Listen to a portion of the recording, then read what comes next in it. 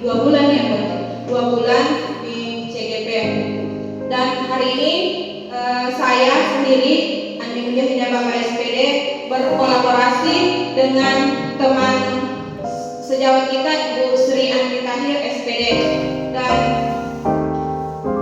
adapun kegiatan hari ini dimulai dari pembukaan yang dibuka oleh saya, kemudian ada acara selanjutnya adalah sambutan kepala sekolah, kemudian ada penyampaian materi penerapan disiplin positif di sekolah, kemudian ada umpan balik konstruktif, kemudian penutup. Jadi sebentar Bapak Ibu, setelah kegiatan ini selesai, kami memohon waktunya untuk melakukan sesi dokumentasi atau foto bersama setelah kegiatan ini. Baiklah, selanjutnya adalah sambutan oleh Bapak Kepala Sekolah. Olehnya kami persilakan dengan Pak.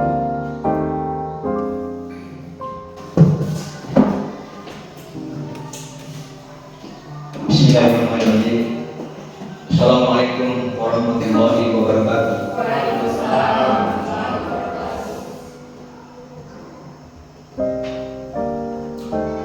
Saudara-saudari calon guru penggerak CGP yang saya banggakan, bapak-bapak, ibu-ibu sekalian, rekan-rekan pendidik yang saya hormati, tenaga pendidikan yang sudah hadir pada kesempatan ini yang saya hormati. Pertama, mari kita memanjatkan puji syukur kepada Allah Subhanahu wa taala atas limpahan rahmat, hidayah serta taufiknya kepada kita sekalian, sehingga dalam suasana kesibukan keseharian kita, di mana pada minggu-minggu ini kita merasakan suasana kesibukan yang begitu besar, begitu tinggi, samping tugas pokok kita, tugas dinas kita, dibarengi juga dengan kegiatan ekstrakurikuler dan acara-acara dalam rangka merayakan hari ulang tahun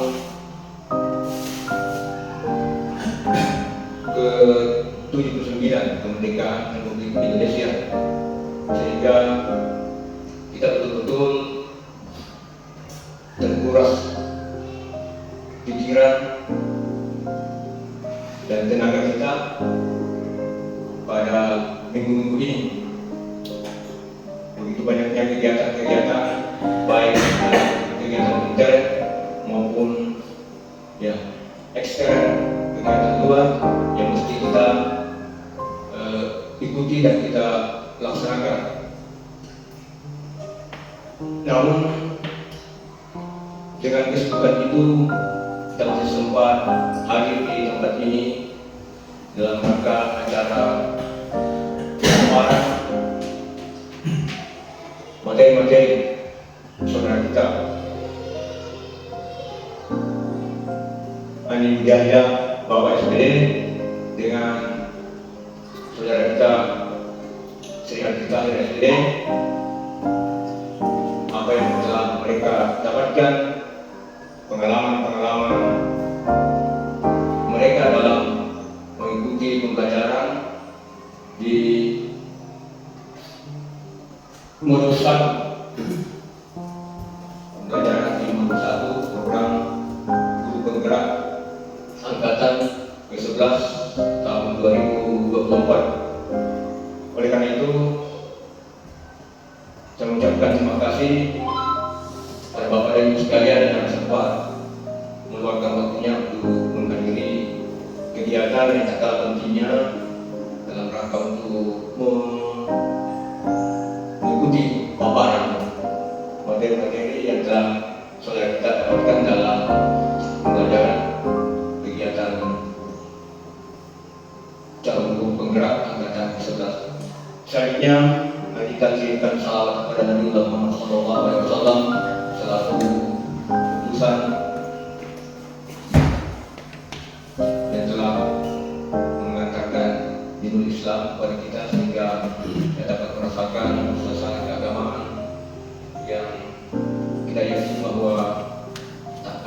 kebahagiaan tanpa agama,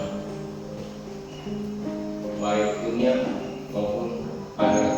Tidak ada, Allah sudah menetapkan bahwa kejayaan dan kesuksesan manusia hanya dalam agama, hanya dalam praktik agama sebagaimana yang telah dicontohkan oleh Rasulullah Muhammad SAW. Selanjutnya,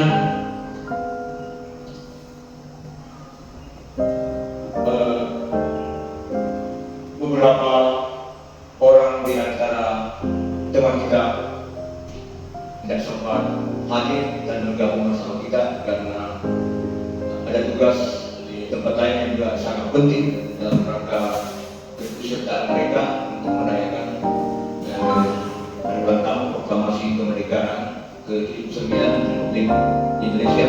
Dan karena itu kita perlu bersikap bijak dalam rangka menyikapi suasana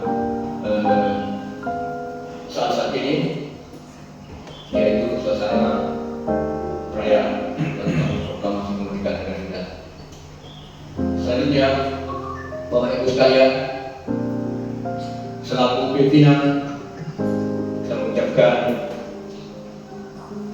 terima kasih kepada jalur penggerak, dalam hal ini saudara kita Hanim Jahya Bapak SPD dan Sri Atika SPD yang telah berupaya sekuat kemampuan beliau untuk menyiapkan segala sesuatunya, baik sarana, juga manajemen pengaturan waktu, sehingga kegiatan ini dapat terlaksana.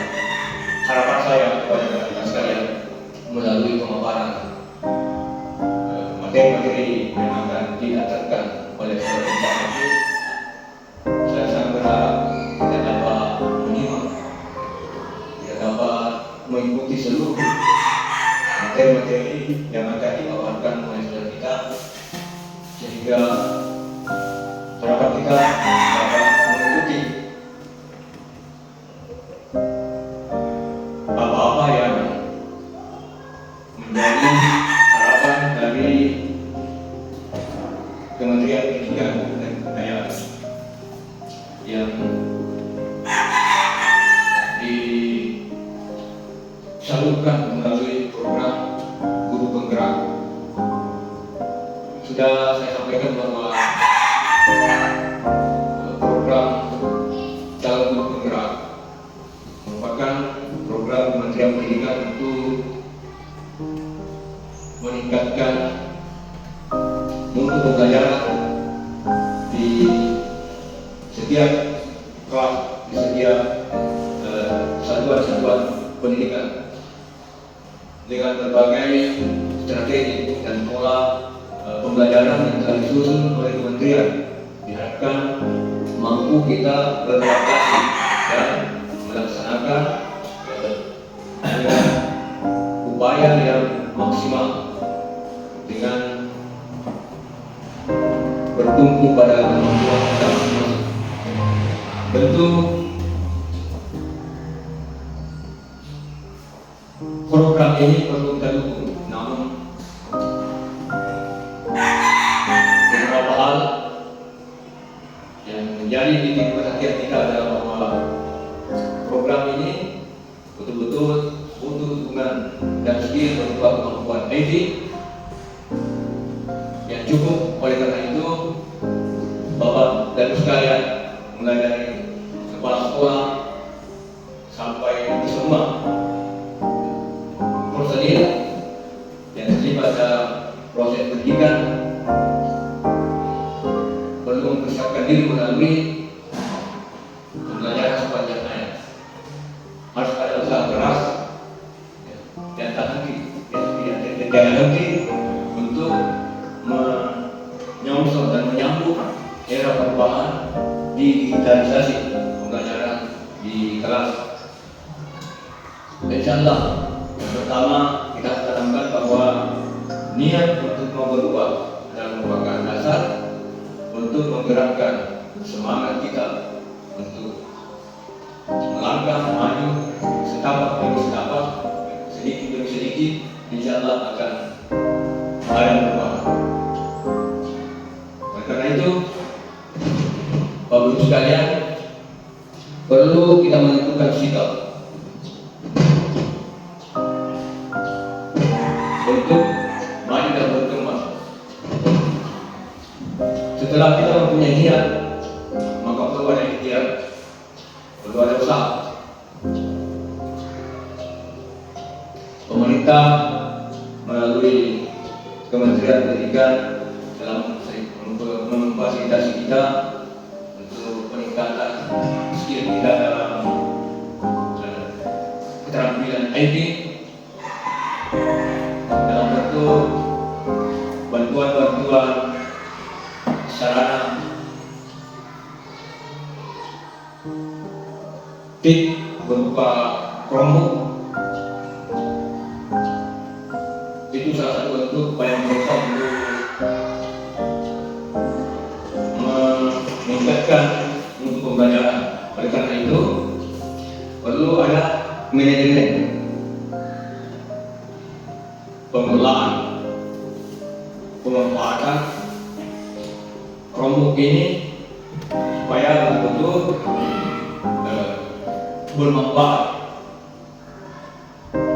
baik kepada pendidik, lebih-lebih lagi kepada peserta didik.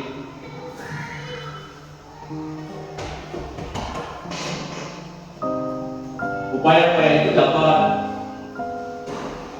kita lakukan misalnya melalui keaktifan kita memberdayakan yang namanya komunitas belajar atau kelompok yang kita bentuk bersama. Tinggal bagaimana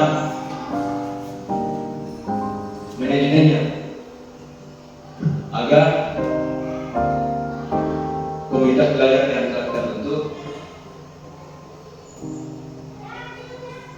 aktif sehingga mampu meningkatkan kegiatan-kegiatan untuk peningkatan kemampuan keterampilan kita. Selanjutnya Bapak sekalian,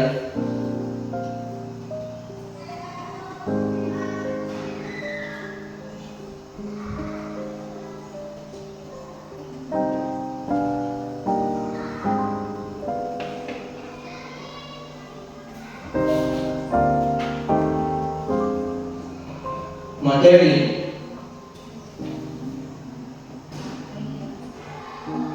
CGP itu yang akan dipaparkan oleh dewan kita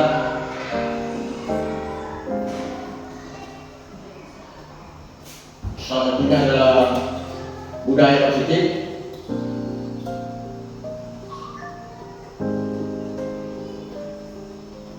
Saya kira sebagiannya telah kita dengar dalam TNS di semester 1 ada budaya positif, peningkatan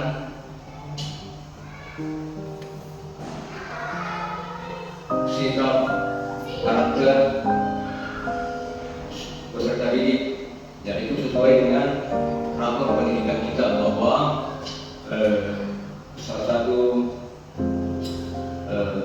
sektor, salah satu bidang yang perlu ditingkatkan dalam mutu atau rapor pendidikan kita adalah salah satunya karakter peserta didik, dan tentu salah satunya adalah budaya positif. Oleh karena itu kita maju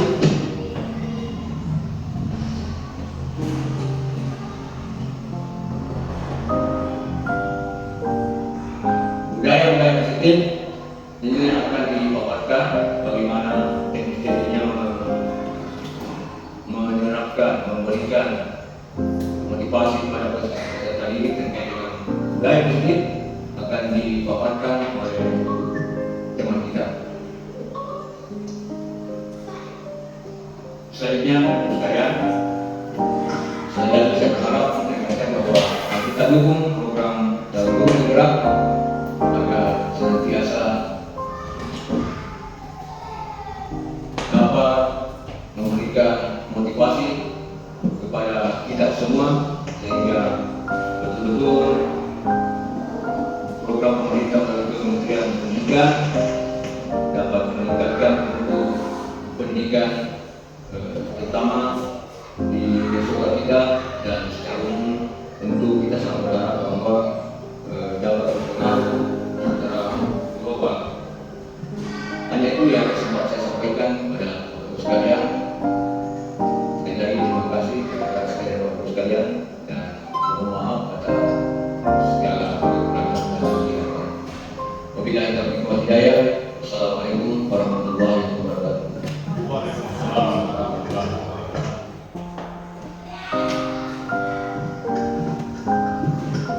Baik, terima kasih Bapak atas sambutan yang disampaikan pada pagi hari ini. Selanjutnya akan disampaikan oleh Ibu Sri Asti Akhir. Baik Bapak Ibu, di sini saya akan menyampaikan 7 poin penting di sini.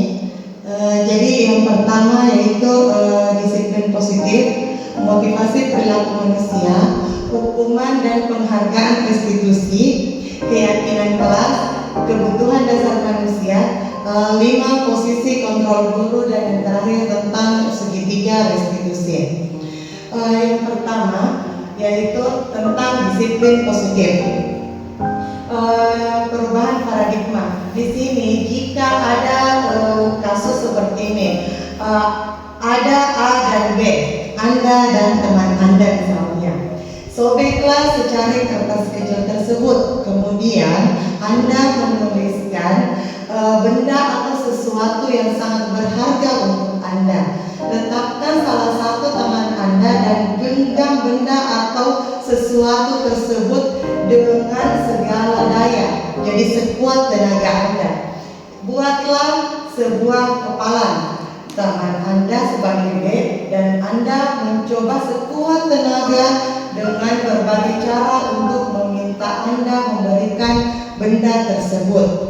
Kemudian Anda bisa melakukan beberapa cara. Anda bisa membujuknya, mau mengancam, menghardik, merayu, menyuap, dan apa saja, asal mereka mau untuk membuka kepalan tangannya tersebut. Jadi terserah apa usaha Anda sehingga dia ingin memberikan apa yang ada dalam genggamannya tersebut. Jadi bagaimana usaha Anda, terserah mau dirayu, mau diancamkah atau dihardik atau bagaimana. Oke, jadi dari situ kita bisa lihat ya apa yang kira-kira akan terjadi. Nah, di sini kemungkinan yang bisa terjadi, apakah teman Anda tersebut bersedia membuka genggamannya, atau yang kedua tetap bertahan dengan genggaman tersebut. Oke. Nah, berdasarkan teori dari Dr. William Glasser meluruskan miskonsepsi tentang teori kontrol. Di sini ilusi guru mengontrol murid. Jadi itu bisa dikaitkan Bapak Ibu ya. Pada dasarnya kita tidak dapat memaksa murid untuk berbuat sesuatu jika kalau murid tersebut lebih memilih untuk tidak melakukannya. Sama dengan yang kita lakukan tadi. Jika teman kita sudah melakukan berbagai macam upaya, merayunya, bahkan sampai mengancamnya, menghardiknya, tapi tetap dia misalnya tidak ingin membuka kepalan tangannya, berarti itu pilihannya. Begitupun dengan murid kita di sekolah. Jadi kita tidak bisa memaksa murid untuk melakukan apa yang kita inginkan. Walaupun tampaknya kita sedang mengontrol perilaku murid tersebut. Hal ini karena murid tersebut sedang mengizinkan dirinya dikontrol. Oke, terus saat itu bentuk kontrol guru menjadi kebutuhan dasar yang dipilih murid tersebut. Teori kontrol menyatakan bahwa semua murid memiliki tujuan bahkan terhadap perilaku yang disukai. Oke, kemudian ilusi bahwa semua penguatan positif efektif untuk bermanfaat. Di sini penguatan positif atau wujudan adalah bentuk kontrol segala usaha untuk mempengaruhi murid agar mengulangi suatu perilaku tertentu adalah suatu usaha untuk mengontrol murid tersebut. Kemudian dalam jangka waktu tertentu kemungkinan murid tersebut akan menyadarinya dan mencoba untuk menolak bujukan kita, atau bisa jadi murid tersebut menjadi tergantung pada pendapat sang guru untuk berusaha. Jadi tergantung di sini Bapak Ibu ya. Jadi di sinilah kita lihat apa kemampuannya murid kita. Apakah gurunya untuk jadikan panutan setiap yang kita katakan akan dia jadikan sebagai kontrol untuk dirinya, atau mungkin perilaku sendiri yang dia anggap sebagai kontrol dirinya. Kemudian di sini menggunakan kritik dan rasa bersalah untuk mengontrol murid menuju pada identitas gagal. Mereka belajar untuk merasa buruk tentang diri mereka. Mereka mengembangkan dialog diri yang negatif. Kadangkala sulit bagi guru untuk mengidentifikasi bahwa mereka melakukan perilaku ini, karena seringkali guru cukup menggunakan suara halus untuk menyampaikan pesan negatif. Oke, terus selanjutnya, ilusi bahwa orang dewasa memiliki hak untuk memaksa. Jadi di sini banyak orang dewasa yang percaya bahwa mereka memiliki tanggung jawab untuk membuat murid-murid berbuat hal-hal tertentu. Apapun yang dilakukan dapat diterima selama ada sebuah kemajuan berdasarkan sebuah pengukuran kinerja. Pada saat itu pula orang dewasa akan menyadari bahwa perilaku memaksa tidak akan efektif untuk jangka waktu panjang dan sebuah hubungan permusuhan akan terbentuk. Jadi di sini tidak menutup kemungkinan bahwa kita sebagai guru atau kita menganggap diri kita lebih dewasa dari mereka sehingga kita bisa mengatur mereka sesuai dengan keinginan kita. Oke, kemudian yang selanjutnya, siapakah pemegang kontrol yang sebenarnya? Jadi di sini kita berpikir, jadi pemegang kontrol itu siapa? Tentu saja diri kita sendiri. Jadi tidak ada yang bisa untuk memaksa kita. Jadi yang memegang kontrol itu adalah diri kita sendiri. Sama tadi dengan ilusi pertama, bahwa kepalan tangan tersebut itu adalah kontrol kita sendiri. Apakah teman kita tadi ingin melepasnya atau ingin bertahan pada pendiriannya? Terus yang selanjutnya, disiplin positif di sini berasal dari kata disiplina. Oke, disiplina yang artinya belajar. Disiplina di sini mengacu pada disiplin yang memiliki tanggung jawab terhadap apa yang dilakukannya berdasarkan nilai-nilai yang diyakini. Disiplin positif merupakan salah satu cara penerapan disiplin yang bertujuan untuk menumbuhkan kesadaran serta memberdayakan peserta didik tanpa imbalan atau penghargaan atau reward, ancaman ataupun hukuman. Sebagai pendidik, tujuan kita adalah menciptakan peserta didik yang memiliki disiplin diri sehingga mereka berperilaku mengacu kepada nilai-nilai kebajikan universal atau secara umum dan memiliki motivasi intrinsik dalam perubahan perilaku ke arah yang lebih baik. Disiplin positif merupakan pendekatan mendidik anak untuk melakukan kontrol diri, menguasai diri, dan pembentukan kepercayaan diri. Seseorang yang memiliki disiplin positif berarti mereka bisa bertanggung jawab terhadap apa yang dilakukannya, karena mereka mendasarkan tindakan mereka pada nilai-nilai kebajikan. Sebagai pendidik, kita harus menciptakan anak-anak yang memiliki disiplin positif sehingga mereka bisa berperilaku dan mengacu pada nilai-nilai kebajikan dan memiliki motivasi bukan karena paksaan, ujian, dan ataupun karena hukuman. Oke, terus yang kedua yaitu tentang motivasi perilaku manusia. Mari kita tanyakan ke diri kita masing-masing, bagaimana kita berperilaku, terus mengapa kita melakukan segala sesuatu. Di sini, pernahkah kira-kira Anda melakukan sesuatu mendapat senyuman dari orang lain? Oke. Terus untuk mendapat hadiah ataukah untuk mendapat uang? Kemudian di sini teori motivasi perilaku manusia.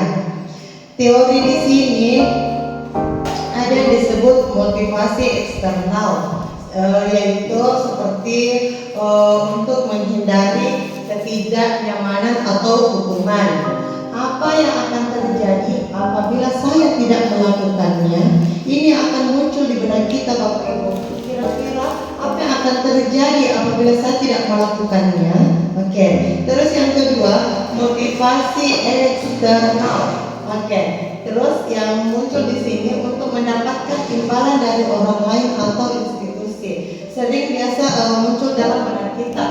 Apa yang akan saya dapatkan apabila saya melakukannya? Jadi pertanyaannya di situ kita perlu berpikir, kira-kira kalau saya lakukan ini apa yang akan saya dapatkan? Terus yang ketiga ada disebut motivasi internal. Di sini untuk menghargai diri sendiri. Muncul di benak kita, kira-kira kalau saya menjadi orang yang seperti apa apabila saya melakukannya? Jadi itu yang muncul dalam benak kita. Dan kita menjadi orang seperti apa jika kita melakukan hal tersebut. Lanjut. Oke. Merdeka. Menurut Ki Hajar Dewantara di sini, merdeka itu yang berarti tidak hanya terlepas dari perintah, akan tetapi juga cakap buat memerintah diri sendiri. Itu berdasarkan bapak pendidikan kita yaitu Ki Hajar Dewantara. Jadi kita di sini memerdekakan diri dan murid kita yang dalam artian tidak hanya katanya terlepas dari perintah, tapi juga cakap untuk buat memerintah diri kita sendiri.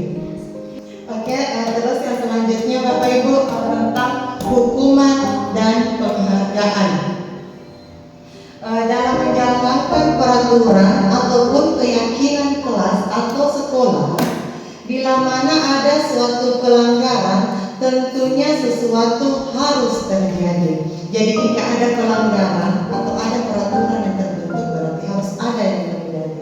Yang kedua, tindakan terhadap suatu pelanggaran pada umumnya berbentuk hukuman atau konsekuensi. Dan yang ketiga, dalam pembahasan ini kita akan mengenalkan tentang program disiplin yang dinamakan dengan restitusi. Oke, diperhatikan Bapak Ibu, bisa diperhatikan di atas. Oke, jadi jika ada semacam seperti di atas, apakah kira-kira ini termasuk hukuman atau konsekuensi menurut Bapak Ibu? Oke, yang pertama, jika tindakan guru seperti ini, mencatat 100 kali di dalam buku dengan kalimat saya tidak akan terlambat lagi karena terlambat ke sekolah, karena anak tersebut terlambat ke sekolah. Kira-kira menurut Bapak Ibu ini termasuk hukuman atau konsekuensi? Bagaimana? Oke, jadi termasuk hukuman. Jadi termasuk hukuman ya Bapak Ibu ya. Jadi kalau kita sudah menyuruh siswa kita untuk menulis yang jumlah banyak dalam buku catatannya misalnya, karena dia terlambat datang atau bagaimana, itu termasuk hukuman untuk mereka. Kemudian terus ada yang kedua, lari mengelilingi lapangan basket 2 kali karena terlambat hadir di sekolah. Oke Bapak Ibu, kira-kira kalau kita menyuruh murid kita atau siswa kita mengelilingi lapangan basket ini sebanyak 2 kali karena dia terlambat, kira-kira dia termasuk hukuman atau konsekuensi? Bagaimana? Oke, jadi termasuk hukuman juga. Jadi juga termasuk hukuman Bapak Ibu. Jadi mengelilingi lapangan itu termasuk hukuman untuk mereka. Terus yang ketiga, membersihkan coretan yang dibuatnya di meja tulis. Jadi kalau ada siswa yang mencoret-coret mejanya, kemudian kita menyuruhnya membersihkan coretan tersebut, kira-kira ini termasuk hukuman atau konsekuensi? Bagaimana? Oke, jadi termasuk konsekuensi. Jadi ini termasuk konsekuensi Bapak Ibu ya. Jadi kalau kita menyuruhnya untuk membersihkan coretan tersebut, itu termasuk konsekuensi dari adanya kesepakatan sebelumnya. Kemudian murid diminta untuk push up 15 kali karena tidak menggunakan masker ke sekolah. Jadi disuruh push up Bapak Ibu. Kira-kira ini termasuk hukuman atau konsekuensi? Bagaimana? Oke, termasuk? Betul sekali, termasuk hukuman juga. Jadi di sini termasuk hukuman juga Bapak Ibu ya. Intinya jika ada semacam hukuman fisik, ada semacamnya, itu termasuk hukuman Bapak Ibu ya. Jadi tidak mendidik karena ada hukuman fisik di dalamnya. Kemudian menggantikan kertas tugas teman yang telah dicoret-coret. Oke, bagaimana Bapak Ibu? Kira-kira hal yang seperti ini bagaimana? Hukuman atau konsekuensi? Bagaimana? Oke, betul sekali, konsekuensi. Jadi ini juga termasuk semacam konsekuensi untuk murid kita yang agak mendidik ya, bisa mendidik untuk dia. Terus selanjutnya, berjemur di lapangan basket pukul 12.00 siang karena mengobrol dengan temannya. Kira-kira bagaimana menurut Bapak Ibu? Ini hukuman atau konsekuensi? Bagaimana? Oke, benar ya, itu termasuk hukuman. Oke, termasuk hukuman karena semacam hukuman fisik juga ya. Terus lanjut, murid diminta bertelanjang kaki sepanjang hari karena tidak menggunakan sepatu warna hitam sesuai peraturan sekolah. Kira-kira ini bagaimana? Hukuman atau konsekuensi juga? Bagaimana? Oke, termasuk hukuman juga. Jadi mudah-mudahan Bapak Ibu kalau setelah melihat ini bisa dibedakan yang mana hukuman dan konsekuensi. Untuk lebih jelasnya bisa diperhatikan Bapak Ibu ke depan, yang mana apa perbedaan antara hukuman dan konsekuensi. Hukuman yaitu sesuatu yang menyakitkan dan tidak harus terjadi, tidak nyaman untuk murid untuk jangka panjang. Murid akan tersakiti.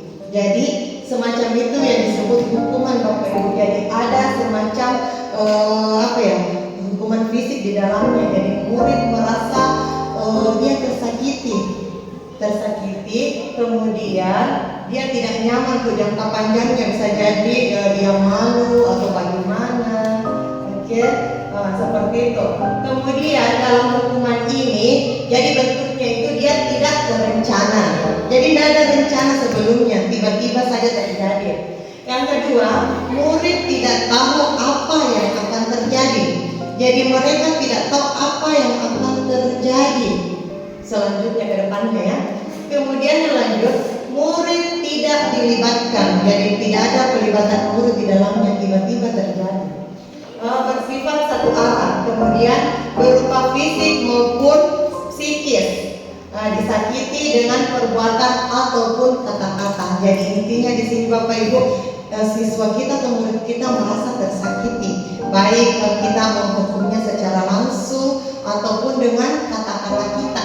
Jadi merasa disakiti hatinya, mungkin seperti itu Bapak Ibu. Oke, terus yang kedua, konsekuensi. Konsekuensi itu sesuatu harus terjadi. Jadi kalau konsekuensi Bapak Ibu harus terjadi. Tidak nyaman untuk jangka pendek. Murid dibuat tidak nyaman. Jadi tidak nyaman di sini yang akan terjadi. Di sini terencana dan sudah disepakati. Jadi kalau konsekuensi itu sudah ada kesepakatan sebelumnya. Jadi bilang akan ada seperti ini kalau kalian melakukan seperti ini, itu disebut konsekuensi. Terus dibuat oleh guru dan murid. Jadi mereka sudah tahu sebelumnya serta apa konsekuensinya jika melakukannya. Jadi itu disebut konsekuensi Bapak Ibu ya. Jadi yang membuat itu adalah guru dan muridnya sendiri. Jadi seperti kesepakatan kelas kita. Jadi sudah kita tahu apa konsekuensi yang akan murid dapat jika dia melakukannya atau melanggarnya. Terus diberikan berdasarkan data yang diukur. Jadi diberikan berdasarkan data yang diukur. Ada juga di situ bilang beberapa kali melakukannya, beberapa kali pelanggaran. Nah, konsekuensinya seperti ini. Lanjut, guru selalu memonitor murid. Kemudian murid tetap dibuat tidak nyaman. Jadi yang namanya hukuman ataupun konsekuensi dan sebagainya, Bapak Ibu tidak ada yang merasa nyaman ya. Tapi menurut saya lebih mending konsekuensi dibanding hukuman. Jadi di sini jangan sampai kita melakukan hukuman kepada murid kita. Oke, terus dihukum oleh penghargaan. Efektif untuk pengaruh jangka pendek, tidak untuk jangka panjang. Ketergantungan dan tidak menyadari tindakan baik. Kemudian yang kedua, penghargaan merusak hubungan. Jadi timbul rasa iri dan berhenti mencoba. Jadi kalau ada semacam penghargaan itu dia bisa saja merusak sebuah hubungan ya. Yang ketiga, penghargaan mengurangi ketepatan. Jadi kita akan lebih banyak melakukan kesalahan atau membuat kesalahan itu sendiri. Lanjut, penghargaan menurunkan kualitas. Jadi dia akan berhenti berkembang karena penghargaan tersebut. Kita cuma bisa berinovasi, bisa berbuat jika ada penghargaan yang akan kita dapat. Jadi kalau sudah tidak ada penghargaan, maka kita akan berhenti berinovasi, berhenti berbuat. Nah, ini yang akan membuat kita berhenti berkembang atau tidak ada perkembangan. Lanjut, penghargaan mematikan kreativitas. Dan yang terakhir, penghargaan menghukum. Jadi tidak mendapat penghargaan. Jadi kalau tidak ada penghargaan sama sekali, kita merasa dihukum atau merasa tidak akan melakukannya lagi. Oke, lanjut. Oke, baik penghargaan maupun hukuman adalah cara-cara mengontrol perilaku seseorang yang menghancurkan potensi untuk pembelajaran yang sesungguhnya. Tindakan memberikan penghargaan nilainya sama dengan menghukum seseorang. Jadi kalau kita ingin memberikan penghargaan sama juga Bapak Ibu dengan menghukum. Jadi sama. Terus restitusi menjadi sebuah pendekatan untuk menciptakan disiplin positif. Jadi solusinya di sini ada yang kita sebut restitusi. Terus bentuk program kebajikan dan apresiasinya. Dalam memberikan apresiasi atau pengakuan perlu diingat beberapa hal, antara lain beri pengakuan secara khusus. Kemudian beri pengakuan secara pribadi. Terus beri pengakuan kepada semua murid atau bergantian. Jadi tidak ada semacam pilih kasih atau bagaimana yang mereka rasa. Jadi semua tetap diberi semacam pengakuan. Terus beri pengakuan secara konsisten. terakhir fokus pada prosesnya. Oke, kemudian contoh pengakuan atau apresiasi kebajikannya. Di sini ada situasi seperti ini. Jika pada saat menolong murid baru di kelas kita, nah di sini nilai kebajikan apa yang muncul? Nilai kebajikannya itu rasa empati yang besar. Kemudian di sini yang muncul kata-kata kita bisa seperti ini. Kemarin saya perhatikan nak, kamu menolong teman kamu ya, seperti itu. Jadi muncul rasa empati kita di sini. Kemudian yang kedua, pada saat kamu membantu teman-temanmu di tugas kelompok. Jadi membantu teman-teman kalian atau temanmu di tugas kelompok. Di sini nilai kebajikan apa yang muncul kira-kira? Nah, di sini dilihat nilai kebajikannya itu yang muncul adalah nilai kepedulian, Bapak Ibu. Nah, di sini muncul kata-kata seperti ini. Saya menghargai kamu nak karena sudah membantu temanmu dalam tugas kelompok tersebut. Nah, seperti itu. Terus jika situasinya seperti ini, pada saat kamu memungut kertas-kertas yang berserakan atau murid kita memungut kertas-kertas yang berserakan. Nah, kira-kira nilai kebajikan apa yang muncul? Nah, di sini kita lihat ternyata rasa yang muncul di situ adalah rasa tanggung jawabnya mereka. Jadi rasa tanggung jawab. Nah, di situ kata-katanya bisa begini. Terima kasih nak untuk yang telah anak lakukan karena sudah mengumpulkan kertas-kertas ini, kertas-kertas yang berserakan ini. Dikembangkan nak ya. Kemudian tetap dilakukan untuk seterusnya. Lanjut. Di sini apakah itu restitusi atau apa yang disebut restitusi? Restitusi adalah proses menciptakan kondisi bagi murid untuk memperbaiki kesalahan mereka sehingga mereka bisa kembali pada kelompok mereka dengan karakter yang lebih kuat. Jadi memperbaiki kesalahan-kesalahan mereka. Restitusi juga merupakan proses kolaboratif yang mengajarkan murid untuk mencari solusi untuk masalah mereka dan membantu murid berpikir tentang orang seperti apa yang mereka ingin capai atau tujuan mulia mereka dan bagaimana mereka harus memperlakukan orang lain tersebut. 9 di sini ada ciri-ciri restitusi, Bapak Ibu. Di sini ada 9 ya. Yang pertama, bukan untuk menebus kesalahan, namun untuk belajar dari kesalahan. Yang kedua, memperbaiki hubungan. Yang ketiga, tawaran, bukan paksaan, menciptakan kondisi bagi murid untuk menyelesaikan masalah dan berbuat lebih baik lagi. Yang keempat, restitusi menuntut untuk melihat ke dalam diri. Yang kelima, restitusi mencari kebutuhan dasar yang mendasari tindakan. Selanjutnya, restitusi diri adalah cara yang paling baik. Dan yang ketujuh, restitusi fokus pada karakter bukan tindakan sehingga murid menyadari akan menjadi seperti apa nantinya. Kemudian yang kedelapan, restitusi fokus pada solusi, tidak mencari siapa yang salah. Jadi penyelesaiannya itu Bapak Ibu sangat luar biasa karena tidak ada yang merasa tersakiti. Kemudian yang terakhir, restitusi mengembalikan murid yang berbuat salah pada kelompoknya. Jadi setelah kita menyelesaikan masalah mereka, maka mereka akan kembali ke kelompoknya dengan rasa aman tanpa ada sedikit intimidasi atau apapun di dalamnya. Oke, kemudian selanjutnya tentang kebutuhan dasar manusia. Kebutuhan dasar manusia di sini merupakan sesuatu yang kita lakukan untuk mendapatkan apa yang kita inginkan. Jadi seluruh tindakan yang kita lakukan memiliki tujuan. Semua usaha terbaik yang kita lakukan agar kebutuhan dasar kita terpenuhi dengan baik.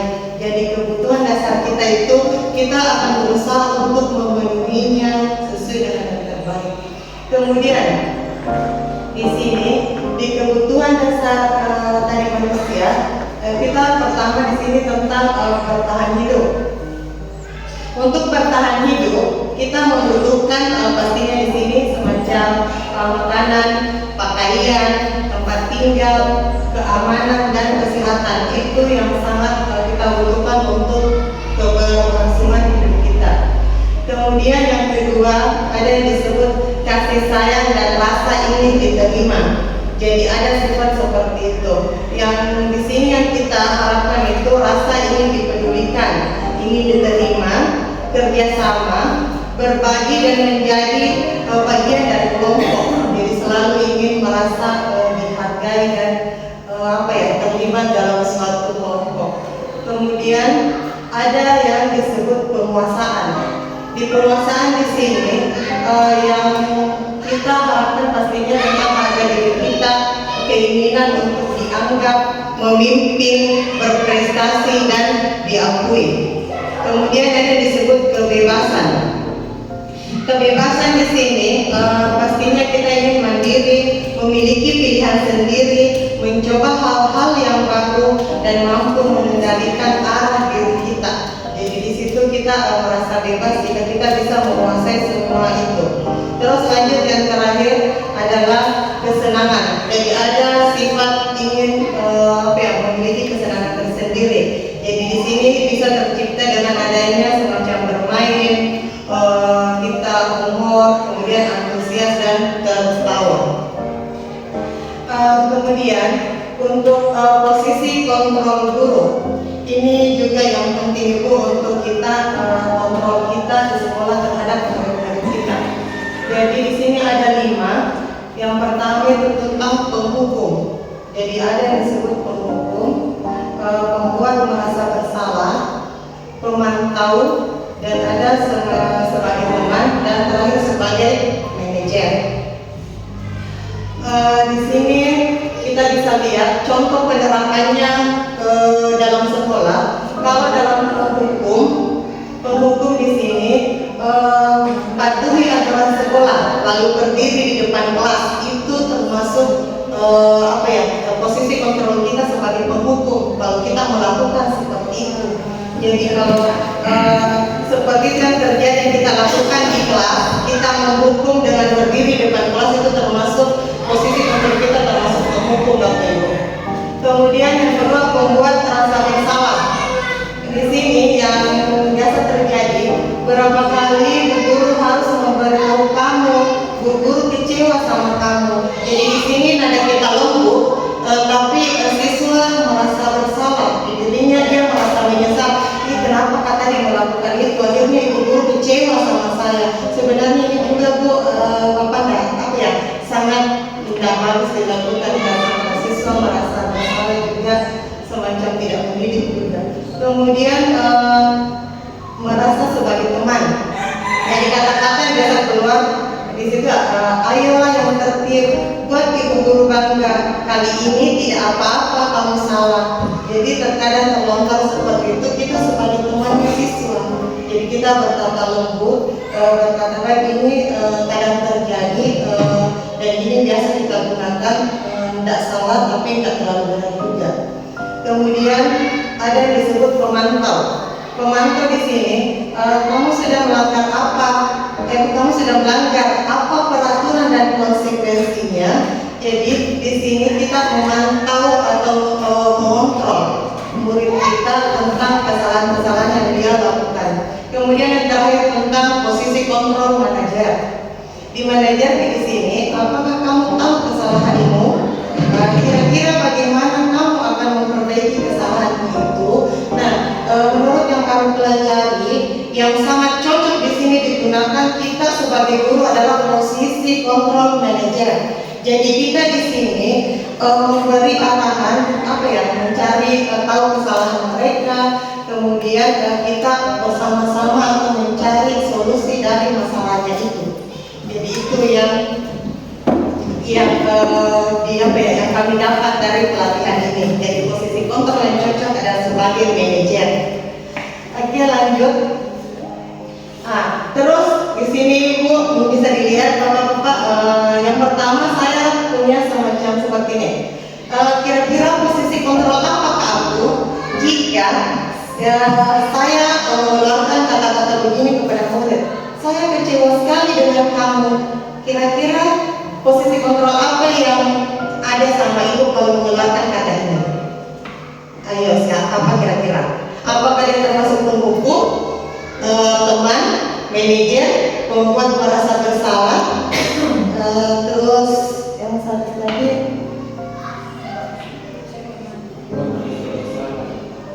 kira-kira yang mana? Saya kecewa sekali dengan kamu, kira-kira termasuk menghukumkan, membuat merasa bersalah, atau sebagai teman, atau sebagai manajer. Oke, jadi membuat merasa bersalah. Jadi saya rasa mungkin sudah mulai dipahami Bapak Ibu ya. Jadi kalau kita melontarkan kata-kata seperti itu kepada siswa berarti semacam posisi kontrol kita yang terjadi. Kemudian yang kedua, posisi kontrol apakah aku jika terlontar kata-kata seperti ini? Kamu tidak pernah benar melakukannya. Sekarang keliling lapangan 3 kali. Kira-kira Bapak Ibu termasuk posisi kontrol apa? Penghukum, apa tadi, teman, manajer atau mana? Oke, jadi termasuk penghukum. Seperti tadi yang telah jelaskan sebelumnya, dari penghukum di situ ada semacam apa ya, hukuman fisik dan psikis ya Ibu, Bapak. Lanjut. Terus yang contoh yang ketiga, kira-kira kalau seperti ini kasusnya Ibu, apakah kita termasuk posisi kontrol apa? Kalau ada keluar kata-kata, kira-kira bagaimana kamu akan memperbaiki masalah ini? Apakah kita posisi kontrol mana? Kira-kira bagaimana kamu akan memperbaiki masalah ini? Jadi di sini kita ingin menyelesaikan masalah bersama, masalah siswa. Jadi di sini termasuk posisi kontrol manajer. Oke, manajer. Nah, inilah yang disarankan sebenarnya Bapak Ibu dan yang sangat cocok kita gunakan di sekolah. Jadi kita mencari atau berkolaborasi dengan anak-anak untuk menyelesaikan masalah mereka. Oke, terus lanjut. Masih ada. Jika keluar kata begini, ayolah lakukan demi Bapak atau Ibu. Ini posisi kontrol apa ya? Ayolah lakukan demi Bapak atau Ibu. Tadi, jadi termasuk posisi kontrol sebagai teman. Jadi kita di sini seakan-akan merayu sebagai temannya mereka. Kemudian lanjut, yang selanjutnya, kamu terlambat 15 menit. Apakah kamu sudah mengerti konsekuensi yang dilakukan bila terlambat? Nah, apakah termasuk apa di sini? Hukuman atau apa? Kamu terlambat 15 menit. Apakah kamu mengerti konsekuensi yang akan kita lakukan bila terlambat? Bagaimana? Jadi ini contoh kata-kata atau kita sebagai posisi kontrol pemantau Bapak Ibu. Jadi kita memantau mereka. Kira-kira kalau kesalahannya bagaimana, apa yang hukuman apa yang akan dilakukan. Oke, lanjut. Di sini materi selanjutnya itu tentang keyakinan kelas. Keyakinan kelas di sini beda Bapak Ibu dengan kesepakatan kelas. Jadi kalau kesepakatan kelas itu dibuat sama dengan siswa dengan menyepakati bersama-sama. Tapi di sini keyakinan kelas merupakan kesepakatan kelas yang diyakini bersama juga guru dan murid dengan harapan dapat meningkatkan kedisiplinan murid. Jadi di situ yang disebut keyakinan kelas. Kalau kesepakatan kelas tadi sama, tapi bedanya sedikit di sini harapan kita itu akan lebih meningkatkan kedisiplinan. Keyakinan kelas berupa pernyataan universal, dibuat dalam bentuk positif dan bersifat abstrak. Keyakinan sekelas hendaknya tidak terlalu banyak sehingga mudah dipahami oleh siswa. Semua warga kelas ikut berkontribusi dalam pembuatan keyakinan kelas lewat kegiatan mengutarakan pendapat. Jadi keyakinan kelas di sini harus melibatkan semua yang berada dalam kelas tersebut. kalau keyakinan kelas di sini tadi dibuat itu harus adanya kesepakatan bersama dan sesuai dengan kemauan mereka, sesuai dengan jadi kalau sudah disepakati mereka akan sadar kalau ini tidak boleh dilakukan, kalau melanggar akan ada konsekuensi sebentar seperti itu. Terus lanjut, bagaimana dalam penentuan keyakinan kelas ini sendiri? Di sini untuk menentukan ada beberapa langkah. Yang pertama dia lebih abstrak dari peraturan, jadi dia lebih abstrak dari peraturan. Terus berupa pernyataan universal, dibuat dalam bentuk positif, jadi dia lebih positif. Kalau di keyakinan kelas di sini Bapak Ibu dia tidak boleh menggunakan kata tidak. Terkadang kita membuat kesepakatan kelas atau kesepakatan kelas di kelas kita ada kata tidak di dalamnya. Tidak boleh begini, tidak boleh membuang sampah di sembarang tempat, itu tidak boleh.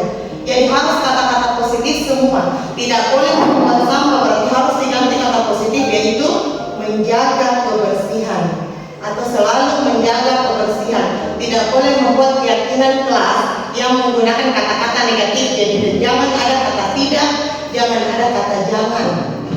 Jadi tidak boleh ada kata-kata seperti itu dalam keyakinan kelas kita, Bapak Ibu. Jadi harus kata-kata positif semua. Kalau misalnya tidak boleh mengganggu teman, kita harus menggantinya di situ dengan kata positif, harus saling menghormati. Seperti itu mungkin salah satu contohnya, Bapak Ibu. Kemudian terus yang lanjut sedikit saja dari di sini akan mudah diingat, terus sesuai dengan kondisi kelas dan sekolah akan mudah diterapkan. Dan yang terakhir semua tugas sekolah harus dilibatkan dalam pembuatannya. Oke, segitiga institusi di sini memiliki beberapa tahap. Yang pertama itu menstabilkan identitas. Pertama kalau ada masalah yang terjadi dalam siswa, jadi pertama kita stabilkan dulu identitasnya. Apa yang terjadi sebenarnya, kemudian kita validasi tindakan yang salah. Apa kesalahannya kita validasi. Kemudian yang terakhir menanyakan keyakinan. Jadi kita tanyakan keyakinan mereka yang telah kita buat bersama. Kemudian kita tanyakan keyakinan apa yang mereka langgar dan kita cari solusinya bersama. Oke, menstabilkan identitas di sini artinya kata-kata yang bisa keluar di situ bisa dan kata-kata begini, berbuat salah itu wajar, Mak.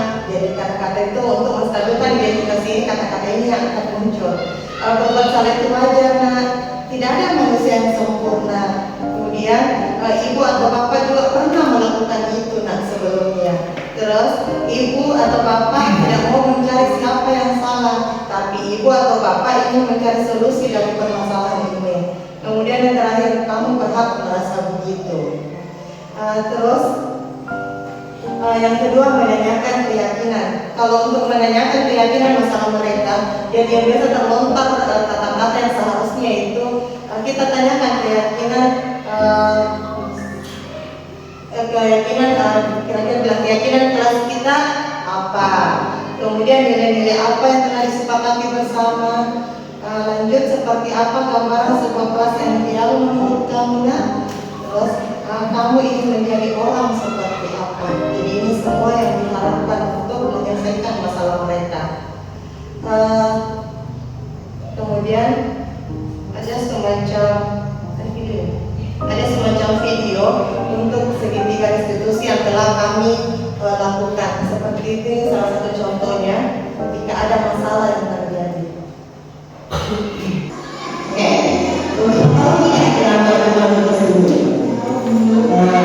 Kira-kira untuk bisa jelaskan apa kesalahan dulu? Saya karena sudah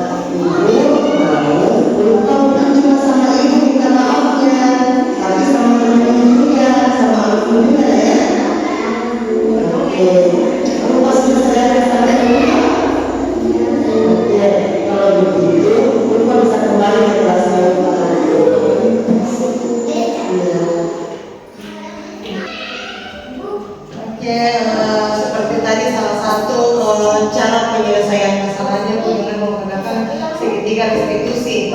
Jadi semacam itu yang kami dapat. Jadi untuk menyelesaikan masalah anak yang terjadi, tahapan-tahapan segitiga restitusi itu yang kita lakukan. Seperti sebelum-sebelumnya, kalau ada anak-anak buat temannya menangis, kadang kita langsung memberi hukuman kepada mereka, langsung kita mencaci mereka. Kenapa dikasih begitu? Kenapa dikasih menangis temanmu dan segala macam? Tapi ternyata kita harus menggunakan segitiga restitusi dalam penyelesaiannya, Bapak Ibu. Oke, kemudian ada tanggapan dari siswa yang bermasalah juga. Kita dengar ungkapan kata-katanya siswa. Seperti ini. Assalamualaikum warahmatullahi wabarakatuh. Perkenalkan, nama saya Naimah Ulfatunisa, siswa kelas 4. Terima kasih Bu sudah membantu saya memahami kesalahan saya. Saya berjanji akan bersikap lebih baik lagi dan lebih menghargai teman. Terima kasih Bu. Oke, jadi itu salah satu contohnya Bu. Bapak, jadi kalau ada masalah yang terjadi di sekolah kita, seperti ini cara yang diharapkan, yang telah kami dapat seperti itu. Jadi kita diharapkan penyelesaiannya itu semacam segitiga restitusi seperti ini. Oke, kita lanjut, masih ada sedikit materinya. Kita lanjut ke materi kembali, ini semacam video tadi, semua sebagai sebagai semacam contoh kalau penerapan masalahnya seperti itu. Kemudian kesimpulan yang tadi dalam penerapan program disiplin positif di sini, hendaknya kita sebagai guru memiliki standar kepribadian profesional dan sosial yang baik, di mana guru mampu merefleksi dirinya dalam posisi kontrol saat ini. Kemudian bagaimana perjalanan dirinya sebagai amo. Jadi kita di sini harus sebagai manajer yang menuntun murid-muridnya menjadi insan yang mandiri, merdeka dan bertanggung jawab. Ibu, harapan kami di sini, sekecil apapun pergerakan kita, jika itu dilakukan secara serentak, maka akan mempercepat transformasi pendidikan di Indonesia. Oke, jadi seperti motonya guru bergerak, Ibu, Bapak tergerak, bergerak dan menggerakkan. Jadi Bu, kami berharap teman-teman yang lain bisa tergerakkan hatinya untuk ikut juga dalam program bergerak ini. Pantun sedikit dari saya, duduk sendirian tanpa kekasih, cukup sekian dan terima kasih. Assalamualaikum warahmatullahi wabarakatuh.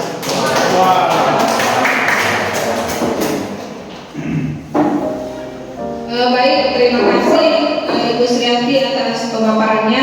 Baik Bapak Ibu, tidak terasa sudah kurang lebih 1 jam kita duduk bersama di tempat ini membahas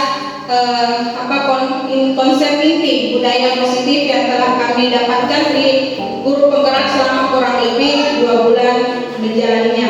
Jadi sekedar informasi Bapak Ibu, ini adalah bagian akhir dari modul 1. Jadi insya Allah pekan depan kami sudah masuk di modul 2. Alhamdulillah, tidak terasa sudah 2 bulan berlalu. Jadi guru penggerak itu tidak menakutkan di Bapak Ibu. Guru penggerak itu menyenangkan, serius. Banyak ilmu yang kita dapatkan di pendidikan guru penggerak ini. Apalagi dengan pemanfaatan teknologi. Karena dalam guru penggerak itu kita dituntut atau dipaksa untuk mampu menjalankan aplikasi-aplikasi yang sebenarnya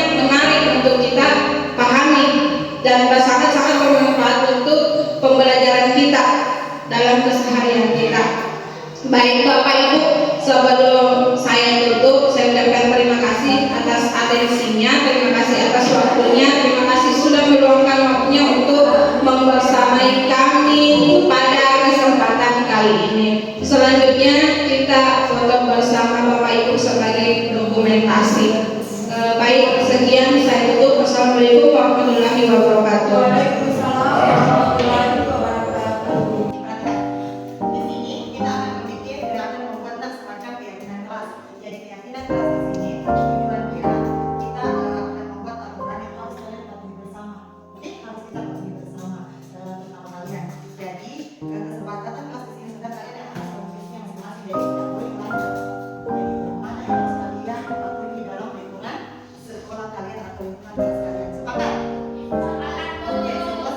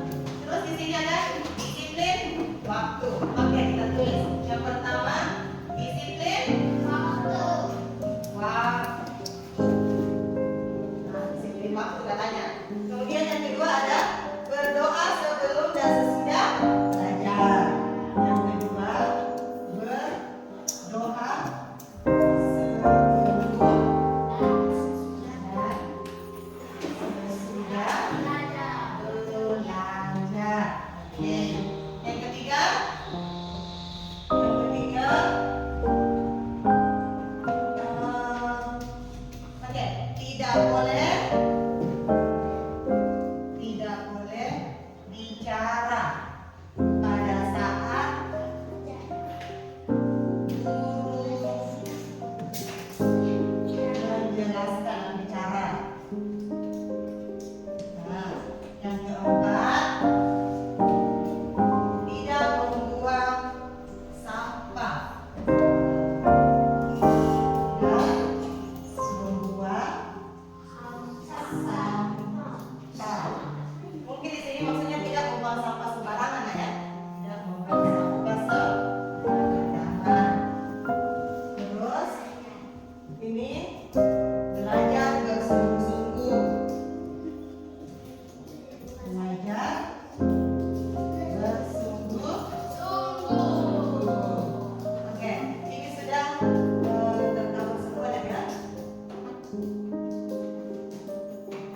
Oke. Terus, yang mana lagi? Ada yang ibu tidak tulis? Nah, di sini ini ibu sudah hafal ya. Jadi semuanya terulang-ulang, makanya dari ibu sudah tulis semua karena berulang-ulang ini. Tidak boleh ini apa ya? Tidak boleh teman. Maksudnya di sini artinya berarti harus disiplin. Jadi kita tambah bersikap disiplin. Oke, nah bersikap disiplin beda ya, terus disiplin waktu sama ya, disiplin semua tapi ada khusus satu disiplin waktu. Kemudian ini yang lainnya disiplin dalam segala hal. Kemudian berdoa sebelum dan sesudah belajar. Oke, kita ambil semua ya. Ini tidak boleh bicara pada saat guru menjelaskan atau guru yang bicara. Nah, kita ini harus ubah dalam bentuk model, kita harus ubah dalam kalimat positif. Jadi tidak boleh ada kata tidak di sini. Berarti apa kata positifnya di sini? Berbicara. Bicara ya. Oke, betul sekali. Jadi kita ganti di sini kesepakatan kelas yang ketiga kita yaitu menghargai dan oke, mungkin bagus jadinya saling menghargai dan menghormati.